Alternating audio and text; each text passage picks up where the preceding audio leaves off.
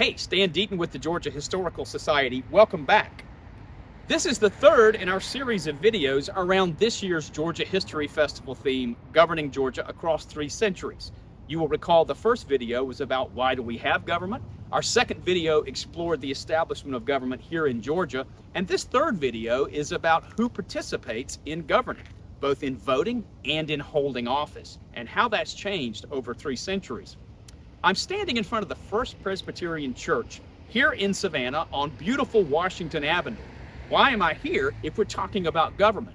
Well, because the people in this neighborhood vote at this church. In fact, here in the United States, we go to our churches, our schools, our libraries as places that are not only foundational to maintaining our democracy, but that's where we go to vote and participate in democracy. When we go to the polls now, Georgians elect 15 constitutional officers statewide. Do you know what they are? They're the 2 United States senators, our governor, our lieutenant governor, the attorney general, the secretary of state, the state superintendent of schools, the commissioners of agriculture, labor, and insurance, and 5 public service commissioners that secure the public trust when it comes to dealing with public utilities. Georgians also go to the polls and elect all 9 members of our state Supreme Court and all 15 members of our Court of Appeals.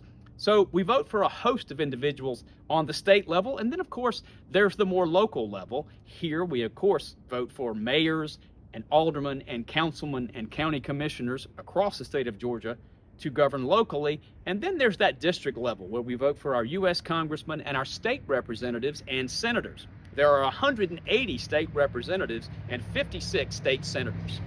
Now, who participated in electing all of these people? Well, from the very beginning, of course, very few people. The Commons House of Assembly was first elected in 1755. There were 19 members, and they simply advised the colonial governors that we talked about in our last video. The only people who could vote in colonial Georgia were, of course, white males who owned a good bit of property and who were above the age of 21 and members of the established church, which of course was Anglican, which then became Episcopalian. That slowly began to change after the American Revolution as the suffrage voting began to broaden. But at least through the 15th Amendment, it only included white males. By the time of the Civil War, most property qualifications across the United States had been abolished. So we had what we call universal manhood suffrage through most of the antebellum period. After the Civil War, that changed with the 15th Amendment, and of course the women's rights movement began at Seneca Falls in 1848. With the passage of the 15th Amendment granting black men the right to vote, the suffrage did expand, but of course Jim Crow laws in many southern states, including Georgia, really kept most black men from voting. They had to pass literacy tests, pay a poll tax, prove they resided in the county. Very difficult for most black men to do that. The vote for women did not come until the passage of the 19th Amendment in 1920, and even then here in Georgia, because our legislature did not pass enabling legislation, women really could not participate until 1922. Black women really didn't get the right to vote until the passage of the Voting Rights Act in 1965.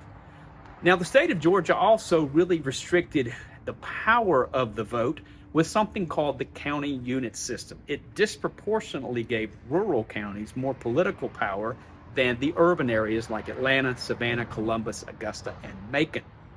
It wasn't until the county unit system was declared unconstitutional in 1962 that, under the premise, one man, one vote, or one woman, one vote, that democracy in Georgia really opened up.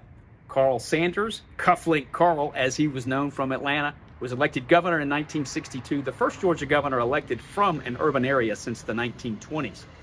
Now, our voting laws that we have here in Georgia now come from the 1983 Constitution, now 40 years old.